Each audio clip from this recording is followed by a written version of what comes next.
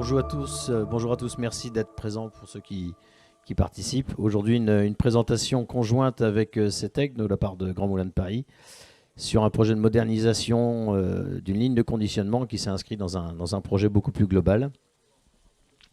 Donc moi je me présente, je suis Benoît Huvet, je suis directeur technique de cette société Grand Moulin de Paris. 8 moulins en France. Voilà. On fait partie du groupe Vivesia. Vivesia, c'est un groupe coopératif agricole de la Marne qui représente aujourd'hui un peu plus de 5000 personnes sur la partie industrielle.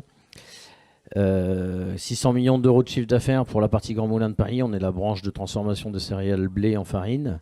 On fait partie de cette coopérative, donc la branche qui s'appelle Vivesia Industrie, qui a aussi une activité de transformation des orges en malt, pour la partie Malte Europe, des maïs en grits de maïs et farine, Calisea, une branche de transformation seconde transformation en produits surgelés, pâtisserie, traiteur, la branche Deli France, puis d'autres activités connexes qui font partie du domaine agricole. Grand Moulin de Paris, c'est un peu plus de 1000 collaborateurs répartis en France, avec, donc je disais 8 usines, 7 moulins, une usine de mix qui se trouve dans le Loiret. On couvre tout le territoire français sur l'ensemble des métiers de la farine et des ingrédients destinés à la boulangerie artisanale et les industriels. 800 000 tonnes de blé écrasé, un peu plus, on fait 860 000 l'année dernière. Et tout ça pour produire environ 600 000 tonnes de farine et d'autres produits, 200 000 tonnes de produits connexes, alimentation animale, sur les issues de meunerie, ingrédients, etc. Nos produits, pour se présenter, on est sur un tiers de notre activité concerne les artisans boulangers, au travers de deux marques principales, les Grands Moulins de Paris et la marque Campaillette, que vous connaissez certainement.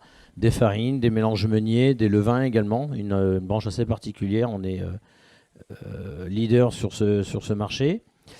C'est justement dans cette activité que s'inscrit notre projet, puisqu'on a construit une nouvelle unité à Reims en 2020, qu'on a terminé en 2021, un atelier de fabrication de levain déshydraté. Une autre activité pour un tiers, 40% du marché sur les industries agroalimentaires, farine de panification, des levains, on en reparle également ici, des ingrédients céréaliers, des mélanges meuniers, des améliorants, des farines fonctionnelles, tout un tas de panels de produits poudres destinés aux industriels, en France, à l'étranger, mais aussi au grand export. Sous deux marques identifiées, Grand Moulin de Paris et une nouvelle marque créée il y a 2 ans maintenant qui s'appelle Leader Ingrédients, qui cible globalement tous les produits qui sont autres que de la farine pour nos industriels. Et puis une marque un peu plus connue sous la marque Francine qui représente un tiers de nos volumes sur l'activité, un tiers de nos marchés, moins d'un tiers de nos volumes, qui représente un tiers des volumes consommés par les foyers français aujourd'hui, sous la marque Francine, donc les farines tous usages, Francine blé, Francine fluide. On va retrouver les farines à pain, pour lesquelles on a été les premiers à développer ce produit, ça date des années 2003-2004. Des levures et des préparations à destination de la consommation à la maison.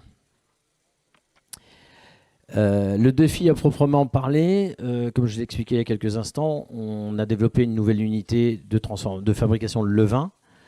Des levains déshydratés, quand on parle de levain déshydraté, on parle d'un produit qui n'a plus aucune activité fermentique.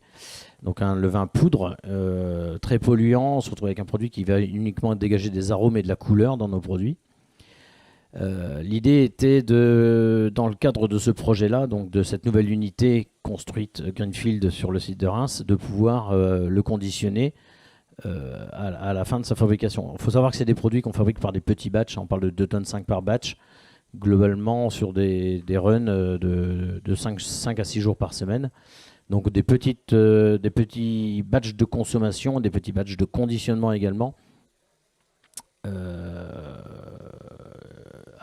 Donc à conditionner plusieurs fois dans la semaine. L'idée était de l'intégrer dans un atelier de conditionnement farine. Aujourd'hui, on était conditionneur exclusif de farine sur le site de Reims. Donc sur une gamme de farine là, qui est un échantillon, plusieurs gammes de farine, on va intégrer des conditionnements dans un schéma similaire sur des levains. Le produit, il est assez spécial, il est marquant et polluant, comme je disais, des produits avec une poudre très fine, inférieure à 150 microns, donc très volatile, très odorante et très marquante en termes de couleur. Donc on ne pouvait pas mélanger ça sur nos circuits existants, on cherchait une solution pour pouvoir séparer les productions de farine et de levain. Et on l'a évoqué, produit à haute valeur ajoutée, donc on voulait un conditionnement assez novateur, assez spécifique pour nos clients industriels et notre utilisation. On a exploré plusieurs solutions dans le cadre de nos consultations sur cette démarche et même en interne sur les solutions explorées. On avait une première solution qui était de dire on va ajouter une conditionneuse manuelle pour faire ces petits volumes, faire de l'ensachage manuel ou un petit palettiseur. Compte tenu des volumes, on n'avait pas lieu d'être de monter une ligne à plusieurs millions d'euros. La deuxième approche, c'était d'utiliser notre ligne de conditionnement existant. On avait donc là c'est une image de synthèse, mais un vieux carrousel à présentateur manuel qui pouvait produire quand même jusqu'à 600-700 heures avec une palettisation automatique. La troisième approche était de moderniser notre installation et de rechercher une solution nouvelle pour pouvoir conditionner à la fois nos anciens produits et les nouveaux. Donc dans les différentes approches qu'on a eues, on pouvait se dire on va produire, c'était une ligne qui tournait en 2.8 sur cette installation, qui n'était pas saturée, mais on se disait par exemple le soir on peut aller conditionner sur cette même machine le levain et rajouter en complément compte tenu des volumes. Ça faisait partie des solutions approchées. Dans le cadre de ces démarches, on a consulté nombre de faiseurs qui sont présents sur ce salon ici, dont une personne qui est à ma droite. Merci Mathias d'être présent.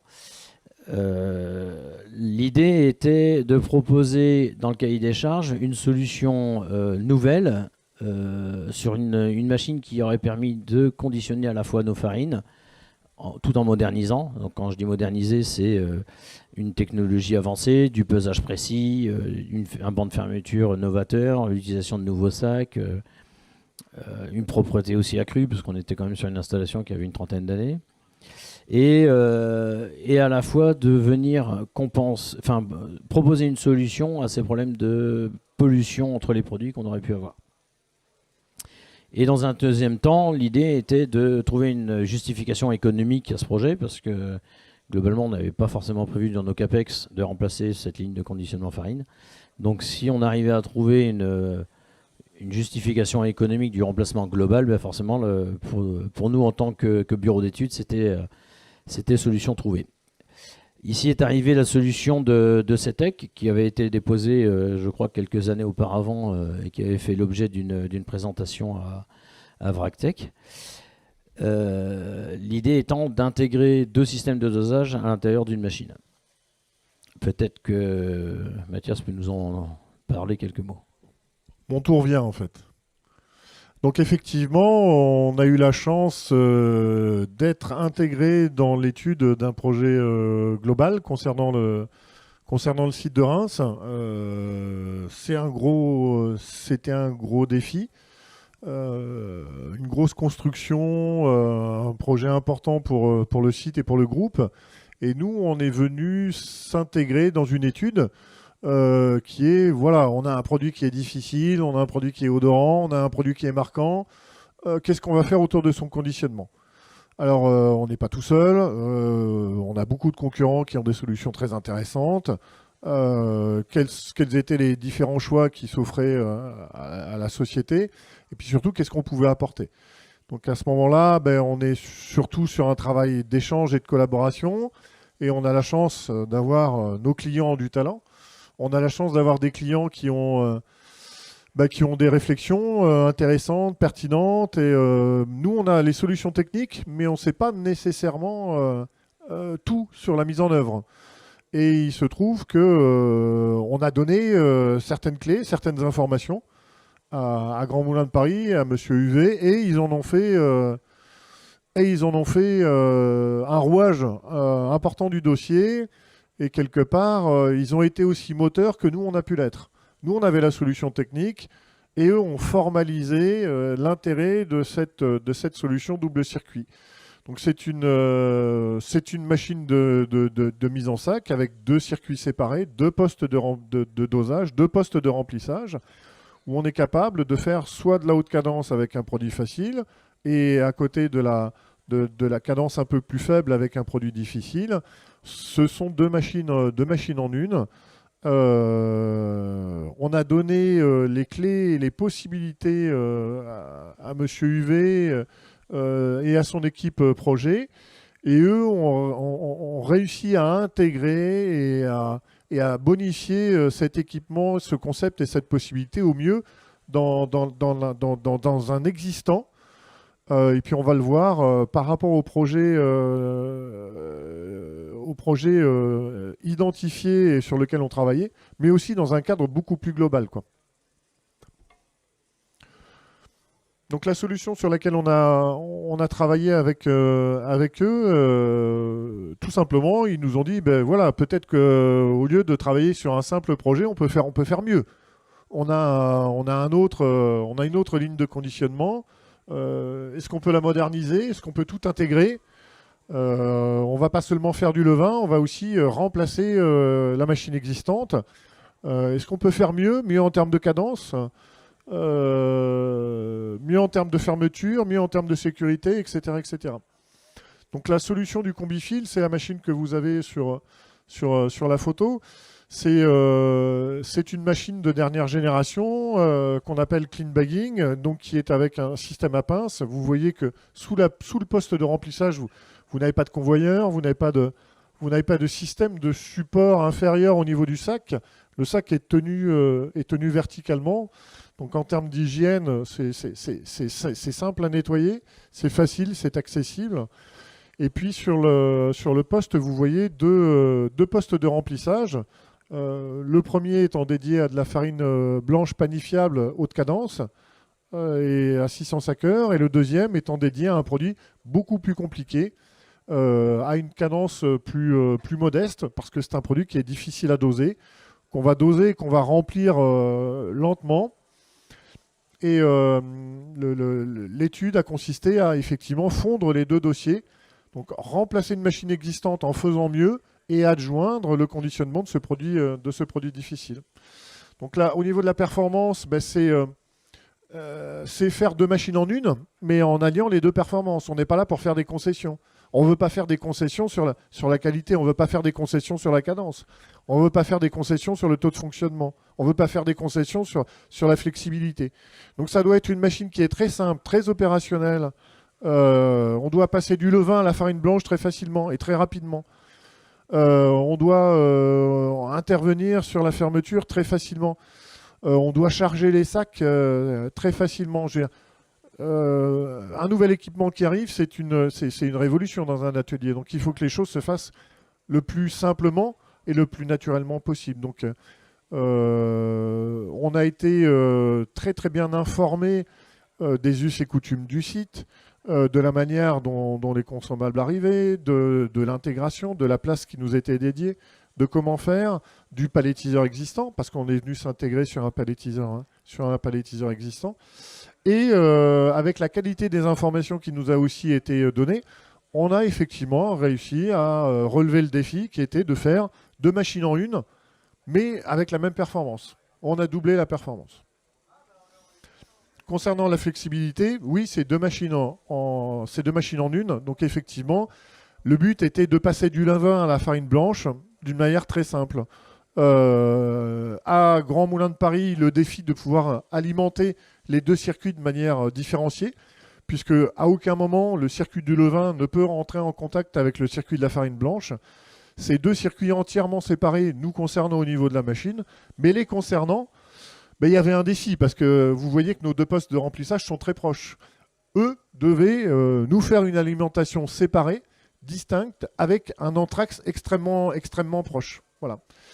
Et donc, avec la qualité des informations qui nous a été donnée, nous concernant, on a réussi à faire effectivement un maximum de performance, de dosage, de cadence, de taux de fonctionnement et de qualité, aussi bien sur le circuit du levain qui est en pesée brute sur une cadence modeste, que sur le circuit de la farine blanche panifiable, qui est plutôt un circuit haute cadence. Alors merci Mathias, alors effectivement les différents éléments de communication entre les deux sociétés ont pour moi été à mon avis primordiaux, parce que même si la machine CETEC reste un ensemble d'équipements standards, on venait quand même l'intégrer dans l'environnement, alors qu'on ne représente pas sur le schéma, mais entre des murs et des poteaux, puisque l'ancien carrousel qui était en place, il était dans un environnement contraint. 4 cellules d'alimentation qui se trouvaient en partie supérieure, qui elles n'avaient pas vocation à se déplacer. Un palettiseur en sortie de ligne qui se trouvait également en place et qui n'avait pas vocation à être remplacé pour des raisons évidentes de budget. La force a été de pouvoir intégrer l'ensemble de ces problématiques à l'intérieur de cet environnement contraint. On le voit d'ailleurs sur la partie sortie de ligne, on a une sortie de sac qui se trouve à l'extérieur et on vient faire un virage à 180 degrés. C'est essentiellement pour ces raisons-là, puisqu'on était contraint dans l'environnement. On a parlé tout à l'heure de flexibilité. La grande force du projet a été d'améliorer aussi les différents produits qu'on pouvait proposer. Au-delà du nouveau type de fermeture qu'on pouvait avoir, des nouveaux sacs qu'on pouvait utiliser, de la précision de dosage, on avait également de nouvelles opportunités qui s'offraient. Là où on était contraint dans une ligne d'ensachage qui était contrainte sur du 25 kg uniquement, ben derrière, le fait de remplacer par une machine moderne, aujourd'hui par exemple, nous permet de faire des formats de 10 à 25 kg avec une étendue de gamme. On fait même des produits spéciaux pour des marchés anglais en livre, avec des produits qui ne font pas 10, qui ne font pas 15, mais qui font des choses un peu particulières. La partie haute de la machine, on repère bien les autres contraintes, c'est-à-dire l'espace entre les deux doseuses qui est donné par l'espacement du pas du sac dans l'environnement. Et à l'étage supérieur, une ligne verticale pour le dosage en pesée nette. Et puis vient s'adjoindre sur le côté la ligne d'alimentation sur la pesée brute pour le levain. Un grand satisfait, bravo à la personne qui a géré le projet chez vous, qui est Laurent Moulinier, qui malheureusement n'est pas avec nous. Il y a eu un sacré boulot, hein, parce qu'on voit l'anthrax entre les deux systèmes de dosage. Vous voyez l'alimentation du deuxième doseur qui est très décalée, parce que évidemment faire une alimentation aussi proche en termes d'anthrax, c'était un défi. On a une partie importante du dossier, mais vous avez aussi eu un travail d'approche et de collaboration avec les gens du process qui était important. Donc ces 2 points d'alimentation sont très très proches. Et on voit sur le 3D la manière dont la machine s'est intégrée dans l'environnement existant. Nous, on a souvent dans ce genre de projet quelques menus contraintes, quelques petites contraintes. La première étant bien évidemment la place. Alors on a deux points natifs qui existent, c'est l'alimentation et la sortie. Donc il faut savoir que ces choses-là sont des choses inhérentes au projet, fixes. Et on ne peut fonctionner que si on respecte les points d'alimentation et les points de sortie. Le reste étant une longue discussion avec une version 1, 2, 3, 4, 5, 12, 16, 18 de l'implantation, consistant à aménager l'espace autour de la machine pour faciliter son exploitation, faciliter le chargement des sacs, faciliter le nettoyage. Voilà. Une machine, c'est une chose, la qualité d'exploitation en est une autre.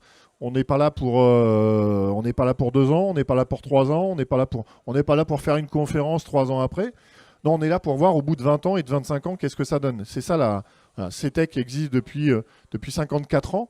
C'est ça qui fait la pérennité d'un fournisseur et la pérennité de solutions.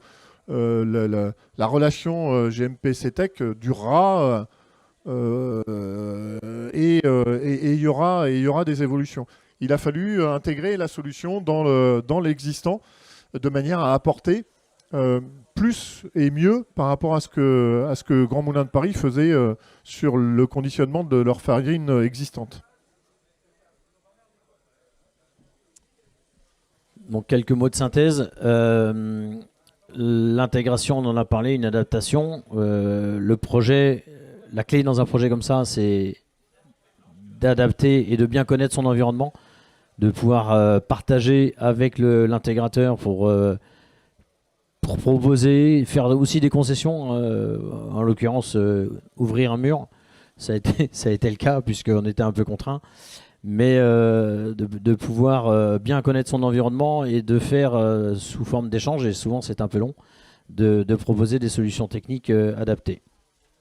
C'est pas facile. Des fois, il faut être capable de dire non, je le ferai pas, ou vous ne devez pas faire comme ça. Et il faut avoir des gens qui ont du répondant, puis qui ont du coffre, et qui sont capables de dire bon, d'accord, on change l'optique qu'on avait, peut-être que vos conseils ou votre vision est intéressante, est la bonne, ou voilà. Et il y a des fois, on fait des projets, et puis 5 ans après, 10 ans après, on a des regrets. On aurait dû leur dire qu'il fallait pas faire comme ça, ou on aurait dû les forcer à... Voilà. Et c'est intéressant aussi d'avoir des partenaires et des clients avec lesquels on peut avoir des discussions constructives, intéressantes, franches, pour dire, bon, c'est peut-être pas la bonne solution, quoi. Je veux dire, sans la qualité des interlocuteurs et de la société, on n'aurait sans doute pas réussi à faire la solution Combifil, levain-farine. Voilà, il faut... on fait des beaux projets avec aussi des données et des possibilités. Voilà. En termes de sécurité également, alors on en a parlé rapidement, mais un double aspect, hein, sécurité alimentaire et sécurité des hommes. Sécurité des hommes, on était quand même sur une installation avec quelques années d'ancienneté, de la pénibilité, un présentateur à sac manuel. Compte tenu des contraintes que nous avons tous en termes de recrutement et de pénibilité au poste, conduire une machine neuve pour les équipes et entièrement automatisée, forcément c'est aussi une révolution. Sur la partie sécurité alimentaire, toute la conception amont est en inox, répond aux derniers critères et aux cahiers des charges qu'on fait évoluer aussi en permanence, hein. Nos CCTP sur des lignes de conditionnement, ils sont aussi nourris à chaque fois des échanges qu'on peut avoir avec les fabricants et les intégrateurs. Et sur la partie base du produit, j'ai envie de dire, la sécurité alimentaire se caractérise aussi au travers du nettoyage et de l'empoussièrement des lignes. Aujourd'hui, une nouvelle ligne comme celle-ci nous permet de faire un bond en avant de 10 ans par rapport à ce qu'on avait en place. Ça, c'est le fruit aussi de tous ces échanges et des relations qu'on peut avoir avec CETEC. Alors, le principe à la base, bah, il est d'avoir 2 circuits différenciés. Donc effectivement, sur le site de Reims, chez Grand Moulin de Paris, on a un circuit dédié à la farine blanche panifiable. Il faut tourner vite, il faut être efficace, il faut un taux de fonctionnement élevé, il faut un sac étanche, il faut une bonne fermeture, il faut un dosage le plus précis possible pour gagner de l'argent. Et le deuxième circuit est dédié à un produit qui est plus compliqué à travailler, qui est le levain, qui est collant, qui est pénible, qui est odorant, qui est jaune, qui foisonne, qui se liquéfie. Bref, il a toutes les qualités d'un produit qu'on aime bien quand on a un bon équipement dans sa charge. Et donc ce deuxième circuit, c'est le circuit du levain. Donc comme on disait tout à l'heure, il y a 2 points d'alimentation. Et ça a été le défi de GMP, de Grand Moulin de Paris, de pouvoir alimenter efficacement cette machine. Donc adaptation, sécurité, optimisation ont été les trois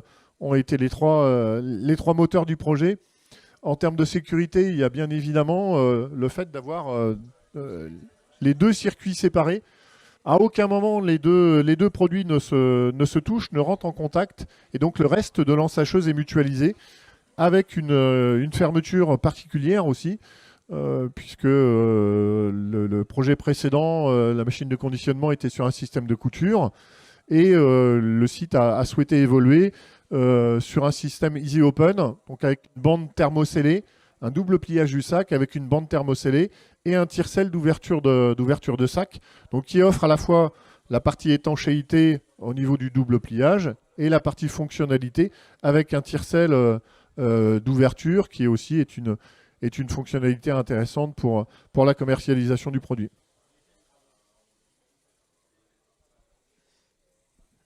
Donc une petite synthèse sur les différentes choses qui viennent d'être évoluées, une sécurité améliorée, on en a parlé. À titre d'exemple, un nettoyage là où on pouvait avoir, où on aurait eu, hein, on l'a sur d'autres lignes, sur d'autres sites, un changement de produit avec des nettoyages un peu complexes qui peuvent amener des temps de changement de format à plusieurs heures. globalement, sur une nouvelle installation comme celle-ci, on passe un petit coup de balayette, de dépoussiérage rapide entre les deux productions. Et on passe globalement moins de 20 minutes à changer de format entre une farine et Gilbert un passe levain. toujours l'aspirateur pendant que la machine Pendant fonctionne. que la machine tourne, ouais, on passe plus de temps à nettoyer l'environnement extérieur. Des cadences sont optimisées puisque globalement, même si on est resté avec une cadence instantanée identique, forcément, les temps de changement diminuent, les temps d'intervention. Le présentateur à sac manuel, il devient automatique, donc lui, il part plus en pause. Il est plus distrait par son chef qui vient le voir. Donc on a optimisé grandement ce TRS. On le voit après, mais globalement, on a gagné 15% de TRG sur notre ligne de conditionnement globale. Monsieur Elie en a parlé, une qualité supérieure, hein. Ça nous a permis de développer de nouveaux marchés avec des nouveaux sacs, une fermeture étanche avec le système Easy Open, ouverture facile, qu'on propose aujourd'hui en standard à tous nos boulangers. Et puis un dosage précis, alors on a du mal à l'évaluer, mais globalement on a gagné, j'ai pas de chiffre précis, mais on gagne plusieurs tonnes de farine déposée en surdosage à l'intérieur du sac. Je pense qu'il a des chiffres très précis, moi. C'est ce qui a forcément joué également dans le retour sur investissement d'un projet comme celui-ci. Ouais, ça fait partie des... peut-être qu'on l'avait pas évalué à ce niveau-là. C'était pas un point essentiel C'était pas un point essentiel. dans la définition du projet, mais c'est vrai que quand on parlait de deux machines en une et de performance, parce qu'il y a une treilleuse pondérale à la sortie de la ligne. Une treilleuse pondérale, ça vous donne le surdosage par lot. Donc vous savez, sur 2000 lots, quel est le surdosage que vous avez, quoi. Et c'est vrai qu'on a été très... on aurait dû vous vendre la ligne un petit peu plus cher. C'est une grosse erreur. Je ne pense pas. Et donc, il y a un surdosage qui est très faible. Donc il y a une qualité d'écart type par rapport aux 25 kg qui est assez remarquable, avec des partenaires, par exemple, qui sont Pressia Molène, qui est notre fournisseur d'électronique de pesée. Et aujourd'hui, on est à 25,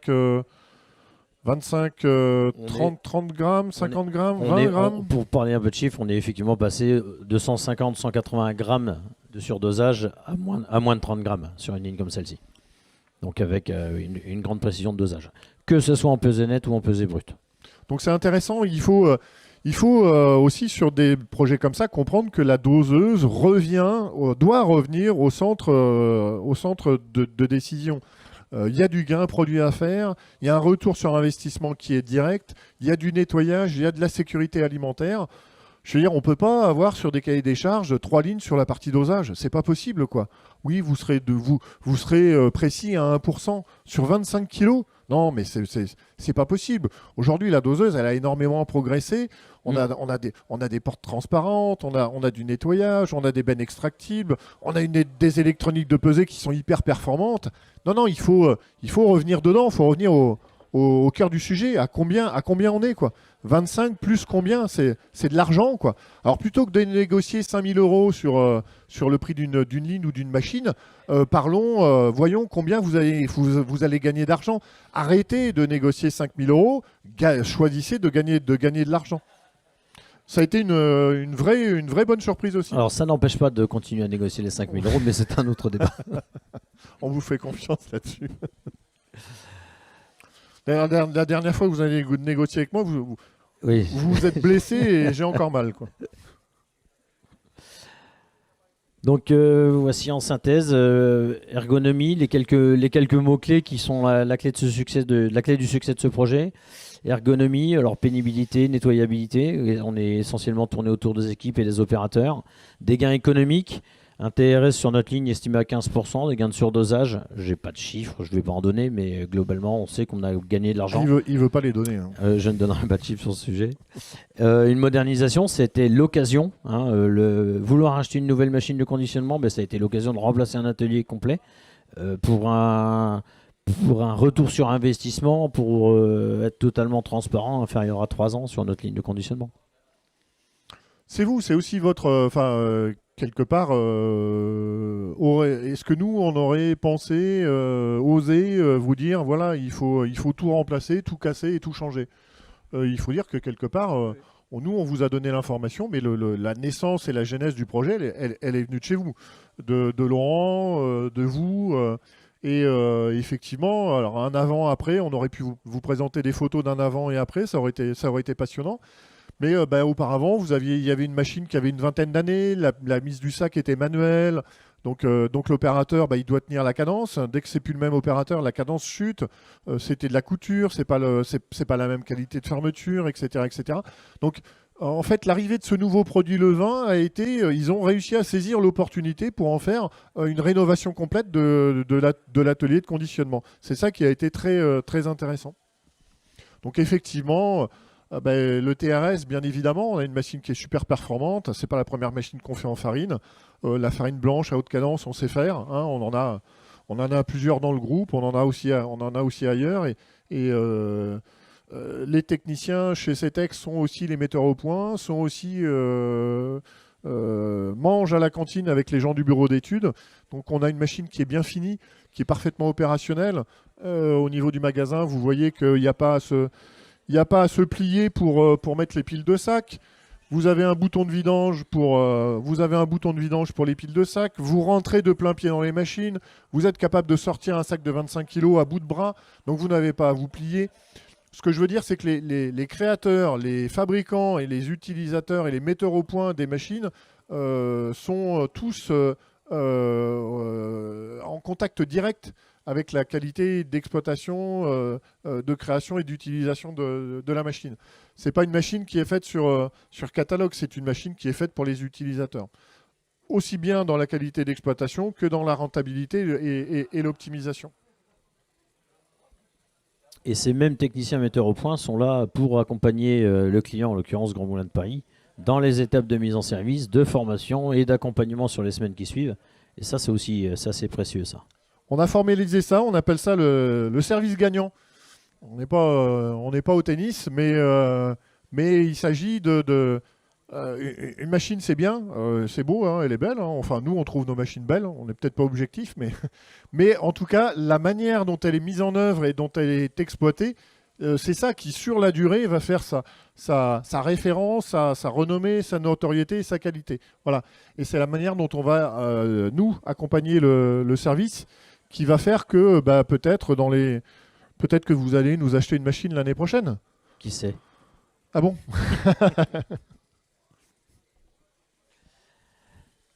Voilà, c'est sur ces quelques mots que se termine notre présentation. Est-ce que parmi l'Assemblée, des intérêts particuliers suscitent des questions? On n'entend pas vos applaudissements là. C'est pour la vidéo de fin. Merci.